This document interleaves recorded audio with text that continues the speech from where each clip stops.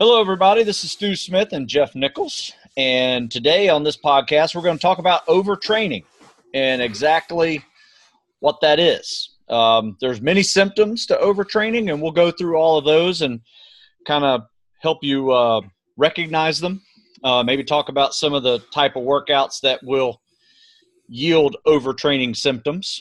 But the way I've always categorized it and written about it, and I'll throw a couple of articles in the description of the video here, but I always thought of it kind of like a seesaw, right? And you got a couple of different things you have to worry about.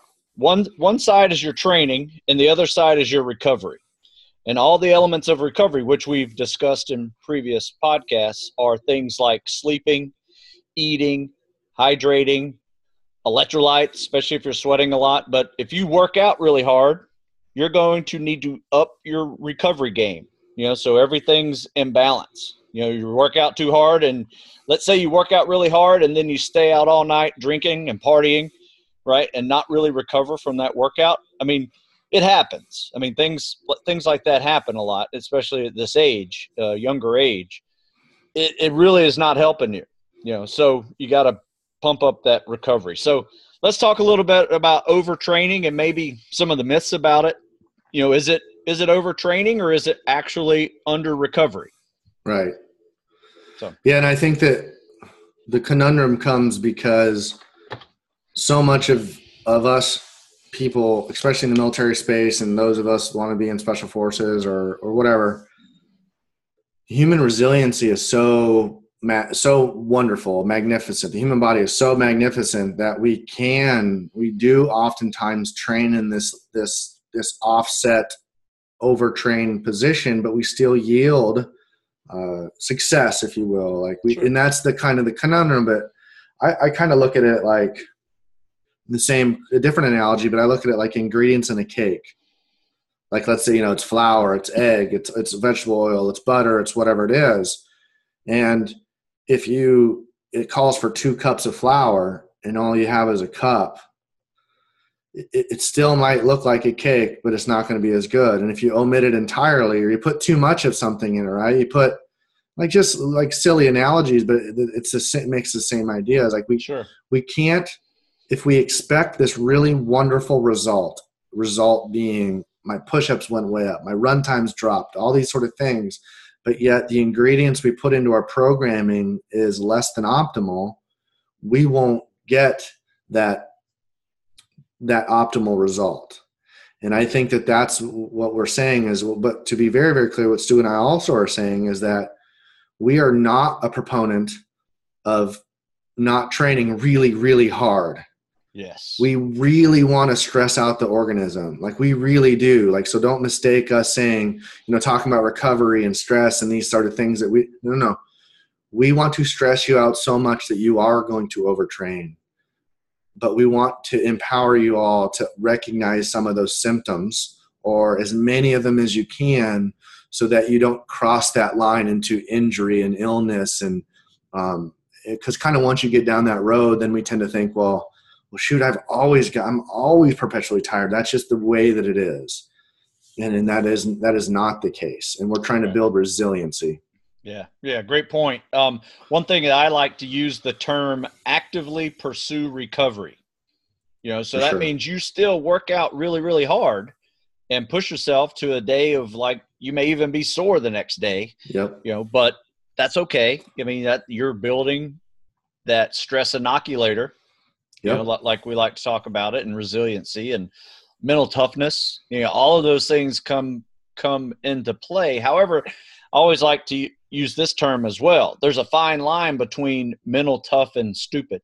Yes. And you can overdo it, but right. If you're going to overdo it, right? And there's nothing wrong with occasional gut checks to, you're going to overdo it.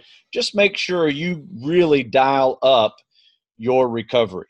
For sure. And that means eating really well, perfect nutrition, good proteins, good carbs, vitamins, minerals, supplements, whatever, you want to boost up your,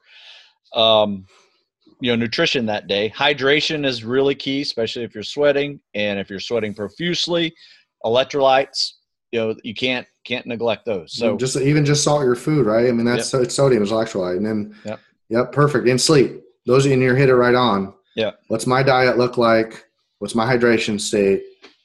How have I been sleeping? And that's a good starting point. You will feel better from that gut check workout in a day, maybe 2, as long as you are adhering to that combination. Yep, all right. Totally. So you had a neat quote on recovery as well. And I can't remember exactly what it was. It had something to do with effort, like put in the effort, for recovery. It's very similar to actively pursue recovery. It's just kind of, if we, and on the same token we're talking about, we want you all to train extremely hard. We also want you to put that, and let's look at that as like it is a physical thing, but there is a mental state to that that's very, very precise and deliberate and calculated. We would like you to have the same sort of deliberate, calculated, precise thoughts about how am I going to recover from this so I can do it again tomorrow and the next day. But here's the really cool thing, folks, is that, like if you spend really like 2 or 3 hours a day just kicking yourself in the butt, what you don't necessarily need, let's remove sleep, diet, and those sort of things, because that'll eat up some time. That's all recovery time. What we're not saying is, well, if I spent 3 hours doing a program I'm doing a 2-a-day, doesn't mean you have to get a massage and float tanks and foam rollers to equate that. That's the beauty of recovery. The human body is so very resilient that focusing on the sleep, the hydration, and the dietetics, but also, you know what? I am going to do a little bit of stretching. Yes. I'm going to do the foam roller for 10, 15 minutes. I'm going to get on the lacrosse or tennis balls. I might just want to sit in the sun and relax. Like, that's why the crazy thing is, like, the humidity kind of sucks right now here on the East Coast, but humidity right now in this heat is really good for the joints and ligaments. Yeah. So that's what we don't need you to spend 3 hours of recovery when you're doing 3 hours of training. 10, 15 minutes here, 15 minutes there, 10 minutes there. And so that's the beauty, is because we got to tap into that resiliency. Okay. So just have a plan, because like it's very easy for people to say, well, I'm going to do this training, and my plan is I'm going to make sure I snack, I'm going to eat and boot and do these things. That's a plan. To add one little piece of that plan and go, you know what? As soon as I'm done, I'm just going to hit the foam roller for 10 minutes, or hit a massage ball for 10 minutes, or whatever it is. That will give value. Again, compression garments and all these sort of things, they give value, right? And they don't take a lot of time. Right. That's great. And so needed. One thing I also do too is I have a list of all the symptoms of overtraining. And I took a picture of that list. I sent it to my wife, and I said, if you ever see me doing any of these, just tell me, because 9 times out of 10, we don't recognize it. Yep. We don't really recognize that, you expect some joint pain, you expect some muscle soreness, but if I'm complaining about it, walking around the house, or my wife sees me limping, she will mention it to me. There's some little things like that you may not really consider. And there's a long list of these things, and we'll go through them. But like I said, tell somebody your symptoms of what overtraining is, and it might be able to help you. 9 times out of 10, my wife asks me if I'm overtraining or hungry, because she also knows I get a little grumpy when I'm hungry. Yes. So anyway, I made this little list here. If you can see it, probably not that good. You know what? I'll post it up there. Okay. I have it on my phone like that. So anyway, it's on my phone. But joint pain, muscle soreness, those are pretty common. Yeah. But it really, I had a workout yesterday where I did legs, and I added a new exercise that I hadn't done in a while, overhead weighted lunges, plate carry lunges. Yep. And my legs are sore. Now, does that mean I'm overtraining? No, I don't feel any other symptoms. So usually these things, you have to mix several symptoms all in one bag before you really start seeing it. So it's like the question, are you injured or you're hurt? Yeah. 2, it's like, well, there is a certain level of expected soreness, but when that soreness impedes your locomotion or the following day, that soreness still impedes your ability to perform at a higher level, that's the difference. Now, if you're a beginner, right, you're going to have some serious soreness, so be patient. That's what we're not talking about, the beginner that just started an exercise program and they're like, oh my God, I just felt like I'm a big piece of bubble gum and got chewed up. Yeah. We're talking about someone that's been in a regular exercise program. We get a new stimulus and goes, whoa, that really doesn't feel right. That something's outside of the norm. That's what we're talking about. Right. So this is a really big one. Sickness, lower immune system. Yep.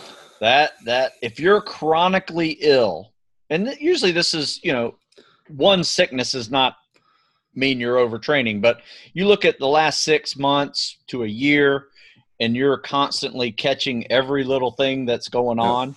Sinus infection is a big one. Yep. If you can't get rid of the sniffles or that congestion, like you just coughing, like that's where you're going to, so we're going to start looking at sinus and upper and lower respiratory issues. That's what we're talking about. Yep. That's really common. Yeah. Yep. And it could be allergies, could be an allergy season. Yep. So if it doesn't go away with some typical allergy medication, Benadryl, or what do you call it? What do I take? Claritin. Yeah. If those don't take care of it, then might be another symptom. Yeah. Like we don't mean to open the big can of worms, but again, like the allergies really can affect, like if you're overtraining, it can make it worse. Yeah. Okay. And then we get in down the road of like air quality, where you sleep and all that stuff. But we're just talking about something like, it's a good idea to just kind of audit what's been going on. Like look back the last 4 months, like, have I been fighting this illness or this sickness or this cough? If not, well, that's not maybe one of your symptoms. Right. And I'll put this list on the description down here too. So you don't have to watch the whole thing if you don't need to. Let's see, mentally, physically drained, decrease in performance. Yep. Those are very common. Just you lack all your normal motivation. That is a really big sign, because guys that are preparing for these type of professions are usually very highly motivated and stay that way, and they're determined.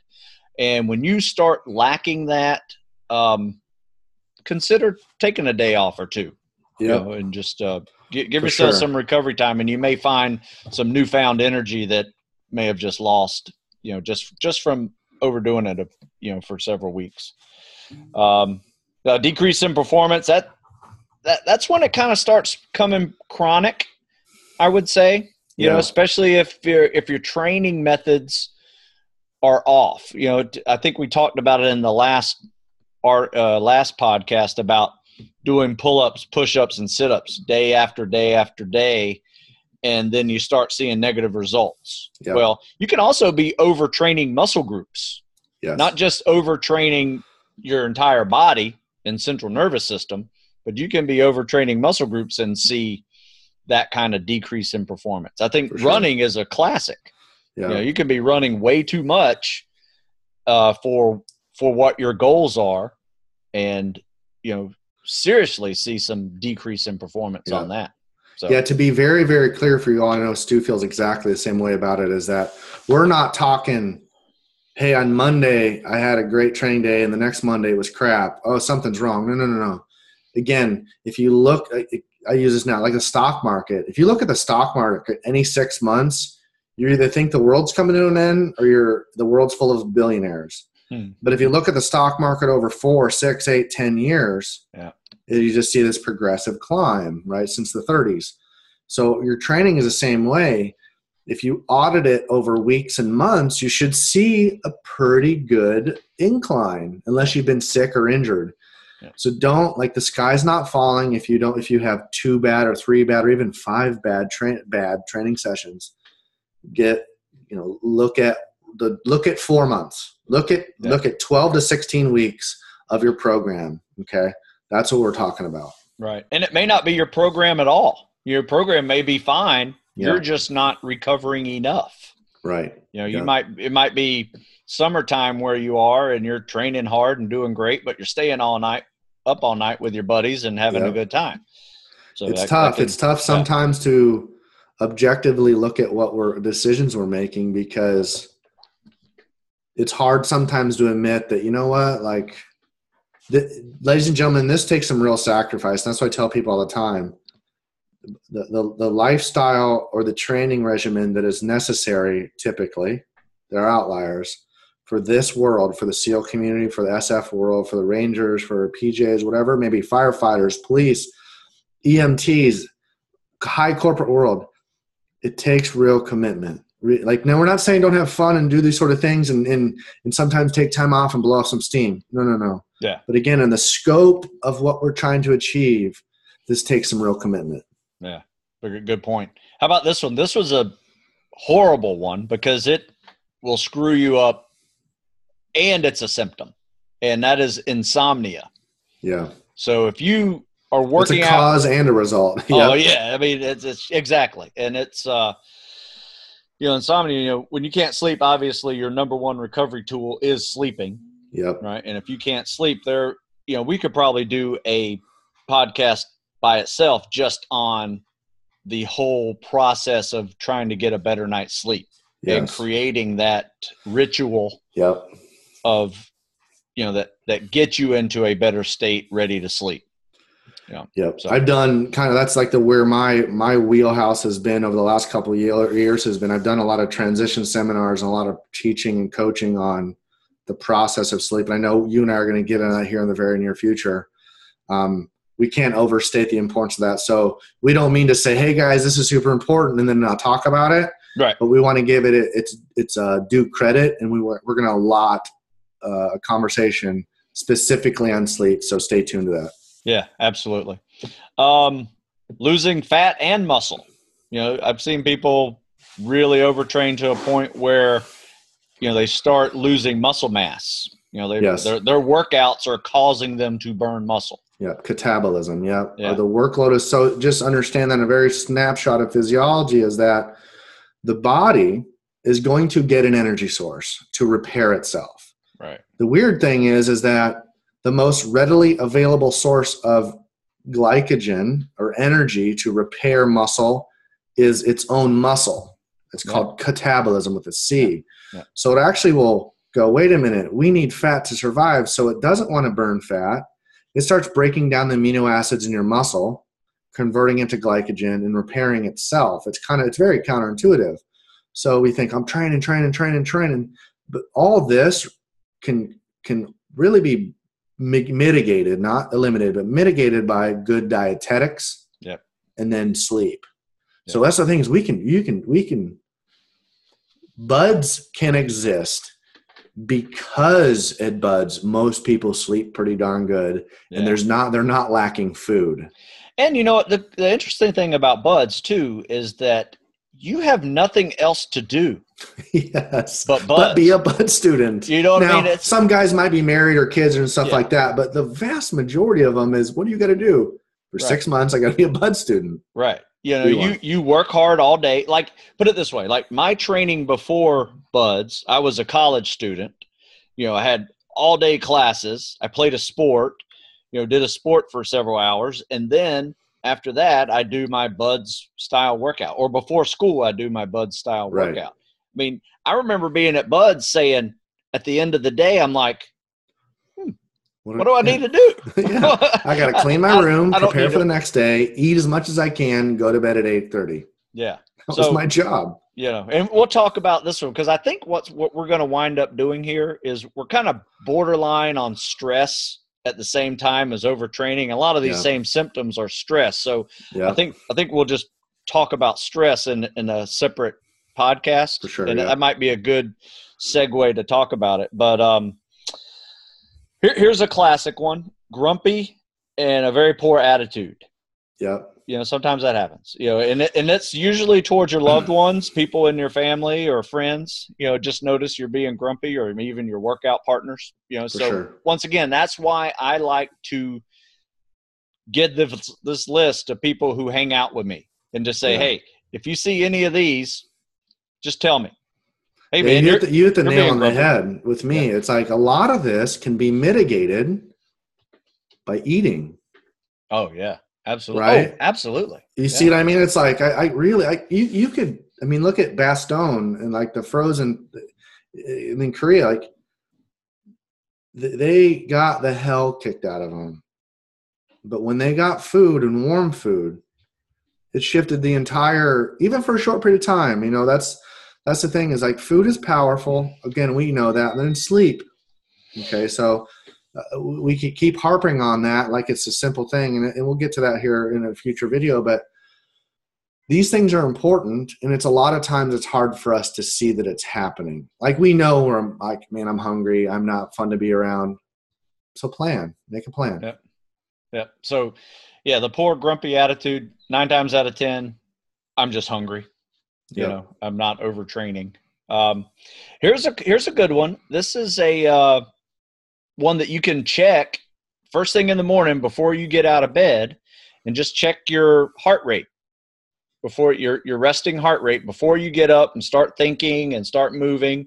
Just check your heart rate, and if it's elevated, typically 3 to 4, maybe 5 beats extra a minute is enough to be considered elevated. But you won't know that unless you do it a couple times. So you probably are going to say that, but yeah, you're going to have to take your resting heart rate every morning for a week or two to find out what your norm is. Yeah. And it's going to be pretty low typically if you're doing a lot of these workouts. You're probably going to be in the low 50s, even 40s. Yeah. I think Lance Armstrong has one of 32. Yeah, that's what I've read as well. Yeah, so that's pretty good. But if you're in the 60s and 70s in the morning, you're probably got some stress hormones running through your body, and it's jacking up your heart rate. For sure. Increase in injuries. Yeah, the chronic, that kind of spills into that soreness where if you just, if you have this elbow tendonitis that you just can't kick. Now, are we saying you shouldn't train? No, but what we're saying is if your training continues and the soreness doesn't subside or it gets worse, that's what we're saying. We're not saying, man, my elbow's sore and it's only been sore for a week. A couple weeks in, if it's getting worse or not getting better, that's what we're saying. Yeah. And, because probably what's going to happen if you're in this group of spec ops candidates is you're going to just work around it. Yeah. You're going to find another grip that you can do and still do pull-ups. You're going to lay off of pull-ups and just do upper body or just do lower body and run and swim. Just do things that you normally would do, just not that hurt your elbow, for instance. But if that alone might be, you might need a couple of days off versus still working around that injury. Not saying you can't work around the injury. Just be aware that, sometimes you tend to work out a little harder in other areas that you may not be used to because you have to lay off a segment of your workout.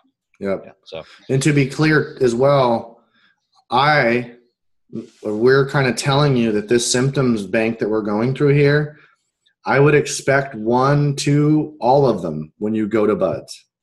When you are beginning one of mine or Stu's or anyone's training program, be expecting some of these things, if not all of them at different times, to show up. This doesn't mean you're broken or wrong, but these are direct cause and effect from a new stress, a new stimulus that you then have got to adapt to. So just know this is normal, but if it's chronic, it's not what we're looking for. Right.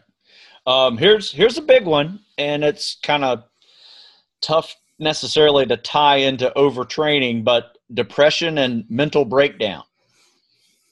This kind of borderlines on the overtraining, overstressed window that we talk about, but it happens. I mean, it falls right in line with what you were saying about just like that. Like, just don't feel like training. It kind of falls in there. It's like, man, every day I'm ready to train, but today I just do not feel like getting under the bar. It's not so much depression, but it kind of is. It's like lethargy that you don't normally have. Like the drive, and that's this segue. I'm not sure if it's in your word bank. I know this is a kid-friendly program, but then it becomes like for us adults, some of us older adults like myself or guys that are even 19, 20, 22 years old, that libido, that sex drive to your partner or fiance or friend or whatever, if that's just like, man, I don't feel like being close to them or showing affection, that happens pretty regularly as well. So just that's kind of all that lumps right in there with that depression too. You're just, you don't feel like dealing with people. Like you just want to be kind of a little bit reclusive. That's what we're talking about. Yeah. Usually when I give this presentation, I have that one highlighted in red and losing muscle mass in red, because that usually gets the guy's attention real quick. You know, you lose that drive and you start losing muscle.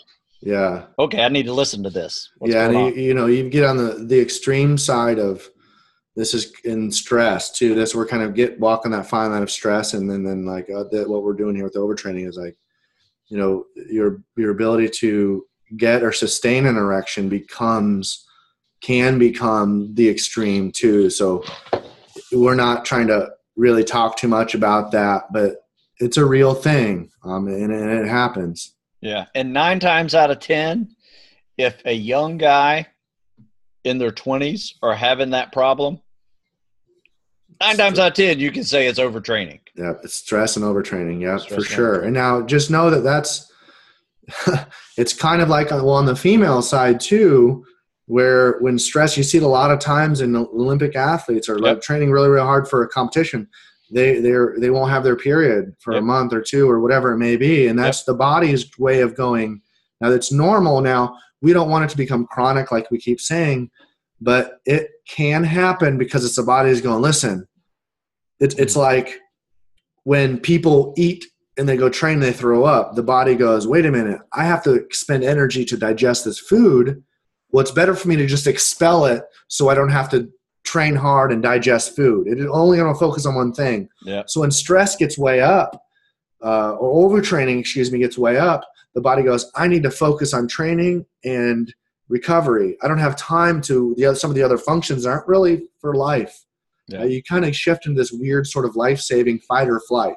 Yeah. Yeah. Your hormonal levels are up so high at this point that yes, your body is thinking it's in a fight or flight situation. Yeah, we'll get into it because like your cortisol drives way up.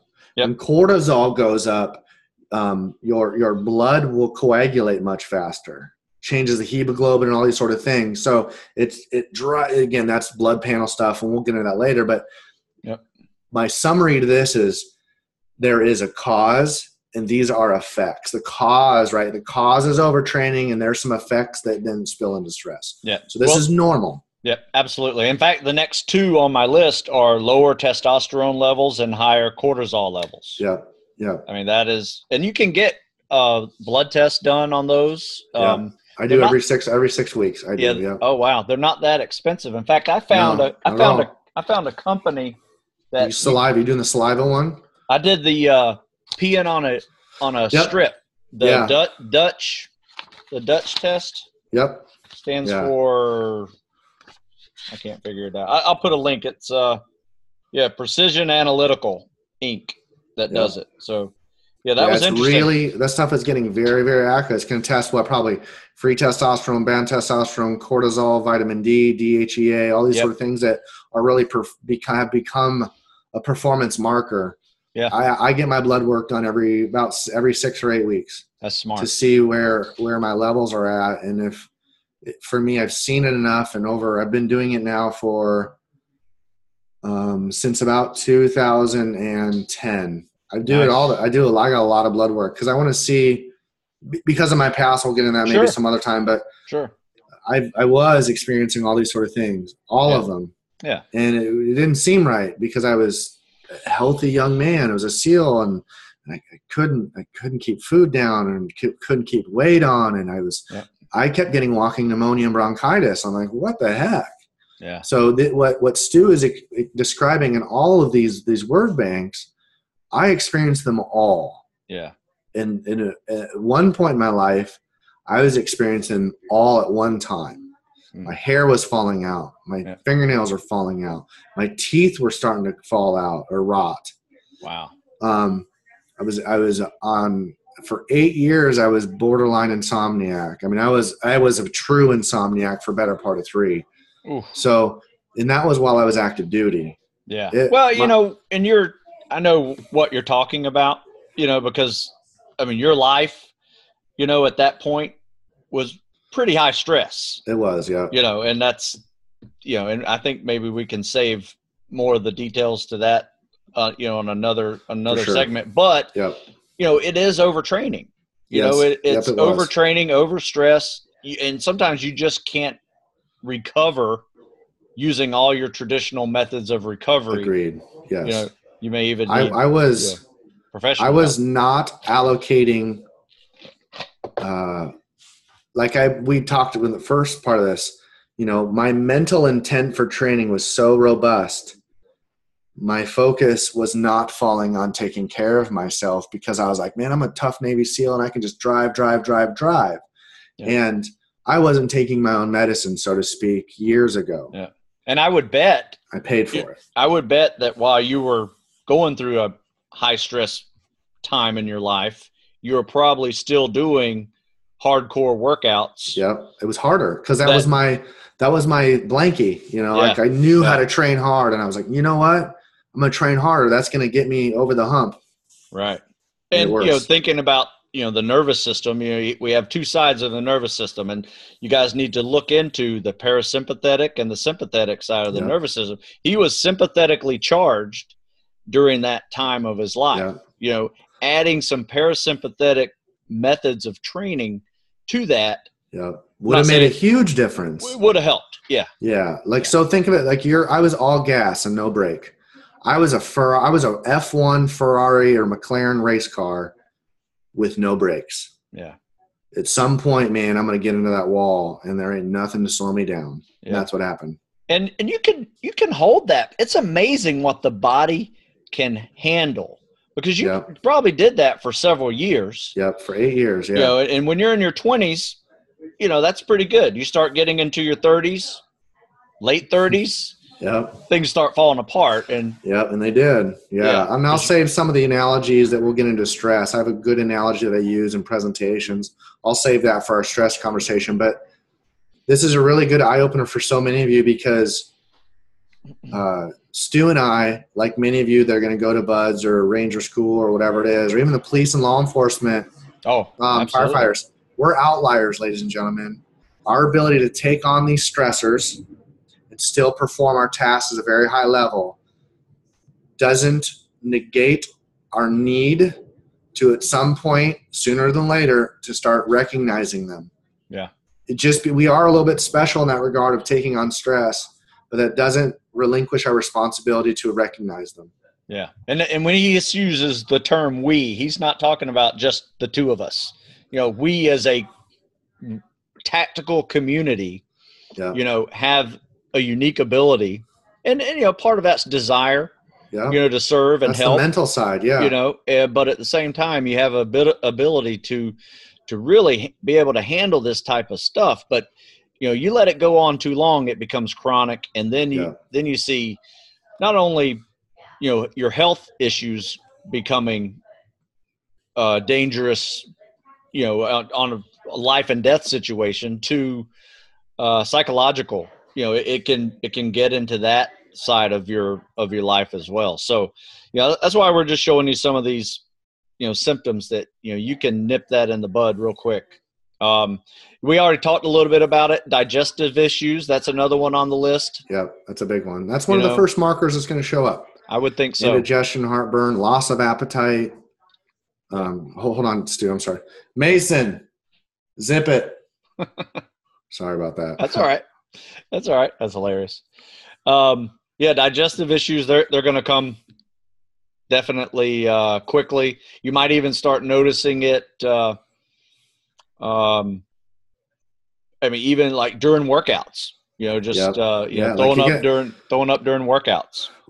Or you're going to notice excess yawning, acid reflux, not quite heartburn there, but you're just like, man, is it something I ate? Again, when we get into stress, the word bank that we're creating for overtraining will have that same sort of physical manifestations of stress, and that's what you're right on. Digestion is key, and we'll get into that in a bit, but more. But that for me, when we talked about what you said, digestion, that was when the light bulb for me came on. And the beauty of the conversation is we always think that, or I was guilty too, is the military tactic military and tactical population think, well, that's just what happens. Like I go out in the field for a couple of weeks, or I go on deployment, or I come home, and these things happen. And that's just how Jeff Nichols is, or Stu Smith, or Sergeant so-and-so, or Private so-and-so, or whatever. You're right. Those are little check engine lights that come on, but we need to start looking at them so they don't say your engine's broke and the wheel comes off. That's a good one. I love the check engine light analogy, because that's really what these. It doesn't mean it's broken, right? Because we can drive around with that check engine light on for weeks or months, or just put a piece of black electrical tape over and pretend it's not there. Yeah. We can do that, and probably that car will run for another year or two. Yeah. Like how most cars now, or trucks, you can put a synthetic engine oil in it and it will go for years. Yeah. Doesn't mean it's what's best for it. No. Yeah. But it more than likely, the durability and the resiliency of that machine and a human body is a trillion times more resilient than any machine. Absolutely. Absolutely. And you got to remember, I mean, what our mind and body are designed to do, that is to survive. Yes. It's going to keep you alive. It's going to do whatever it has to find that energy and keep you alive. And, and a lot of these stress hormones that are coming through the body are really just survival skills. They have nothing to, they're stressed too, but they're designed to just keep you alive, keep you more alert. There's some good things about it too. Right. And when we live in this world where we can create all this stress and sleep in this a $10,000 mattress that I have, and I'm 15 feet away from a refrigerator, and and all these things that hundreds of years ago we didn't have. No. So now we live in this beautiful country, or this culture where we can just stress the hell out of us to create an adaptation. Yeah. So, but we have to pay attention to these stressors so we can heal. Yeah. Kind of hit this one a little bit. Fatigue is another one on the list. Yep. That's chronic fatigue. Yep. And that would be like taking a couple weeks off of working out because you just don't feel like it, which will probably lead to depression, and some form of mental breakdown, mentally, physically drained. The last one on the list, I said, just unable to complete workouts. You have a plan and you just can't do them. Maybe you start procrastinating more to getting to do them, and you just run out of time, or you just run out of gas to finish them. And that's one of those glass half full, glass half empty things, because honestly, if you get into a training day and you're just like, you know what, I'm not feeling it, and you jump off and go do something else, that's probably the best thing you can do. Yeah. You know what? It's like, today I just don't feel like it. And I've been training for 11 straight days. Yeah. But I know I've got to, maybe I'm just going to go plop down on the couch and watch Guardians of the Galaxy 2, because that's my recovery. I'm going to go eat a donut, go have a hamburger. I'm going to sit my butt on the couch, and I'm going to eat a bag of brownies. Maybe that's what it takes. I'm being extreme and kind of silly, but at the same point, it's like sometimes the body is going, hey man, give me a day off. And sometimes the best thing to do is take a day off. Yeah, just listen to your body. That's the thing. Now there's a fine line with that one as well, because we have, our mind sometimes will tell us, you don't need to work out today. You're not up for it. Just stay in bed.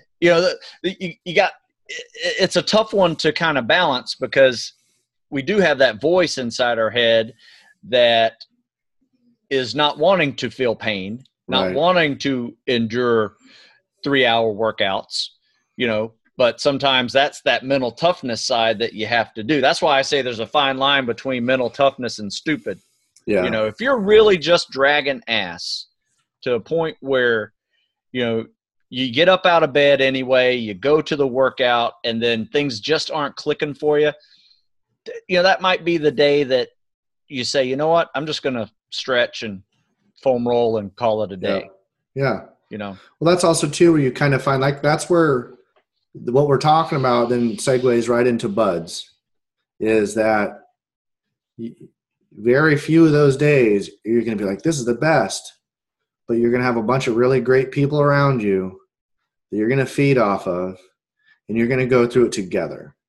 Yeah. And that's why I like the group training sessions, albeit small, sometimes bigger, that we host, or even the one-on-one stuff. Like it's really powerful to do this in groups, find a training partner and those sort of things too, because then you can, if you're both feeling really off that day and you both have been training together and you both are, that might be another indicator. But if you're just like, I just don't feel today, but then you have somebody you can talk to and you work through some stuff, you might find that, I'm really glad that I trained today.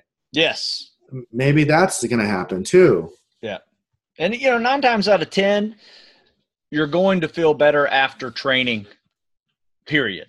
Yes. But there is that one time I would say that you need to listen to the body and just pull back. Right. I would say my job whenever I'm coaching guys here, whether they're the local delayed entry program guys or they're, midshipmen at the Naval Academy, all want to be spec ops guys.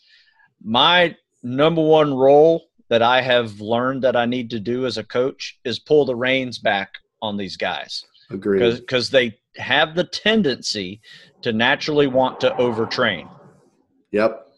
Yeah, even like, let's say, you get your group every morning for a couple hours, 2 hours. Well, there's 22 hours left in a day.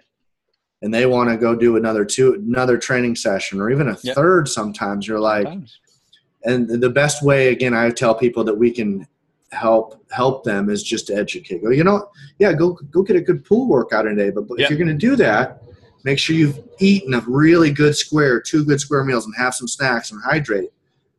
Yep. Instead of just like, I'm going to go straight from here and then I'm going to go right to a spin class and then I'm going to go do hot yoga and then I'm going to, well, you're going to pay for it and you're going to pay for it. And maybe just in the fashion of the currency of paying for it is going to be your performance is really going to fall. Yeah. Yeah. Yeah. That is definitely true. So the myth behind overtraining, or is it under recovery? It depends. Yeah. I think you can overtrain, and I think you can train to a point where your body can't recover with natural methods. Yep. And that's when you're going to start seeing a lot of these symptoms. You're going to see rhabdomyolysis. Yep. Heat and just stroke. So you know, rhabdo too. Rhabdo doesn't just happen to the skinny overtrained runners because that rarely happens to them. Yeah. Rhabdo is more common for those that have more muscle mass because the creatine kinase is the byproduct of muscle damage, and that's where you get that from the muscle. Yeah. So if you want to know what rhabdo is, look it up. Google can do a better job of explaining exactly what it is than us going back and forth. But you're right. Like it's a lot can happen. Yeah. So anyway, you got anything to close on overtraining symptoms? No, I mean nothing that you haven't really already said. I mean it's we want, just to reiterate, we want you to, if overtraining is a clearly defined linear line, we want you to reach out. A really good friend of mine, Juan Carlos Santana, has been training guys for years, 30 years. And he was one of the first strength coaches that was working with America Top Team down in Florida Fighters. And he was very famous saying that line is a curtain. We want our fighters to reach out and get close to that curtain. Sometimes we want them to touch it. And hell, sometimes we want to wrap them up in that curtain because that's the fight world. That's what it is. But we don't want to do that every day. No. We want to see the curtain. Yeah. But we don't want to spend a whole lot of time in it. Right. Okay, because then we're just going to pull it down on us and you can't do nothing. Yeah. We want to stress you guys out. But we don't want to do it so much, so often that it impedes your training.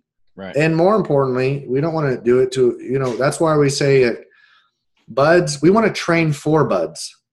That difficulty, that's a curtain. That's a 6-month curtain. Yeah.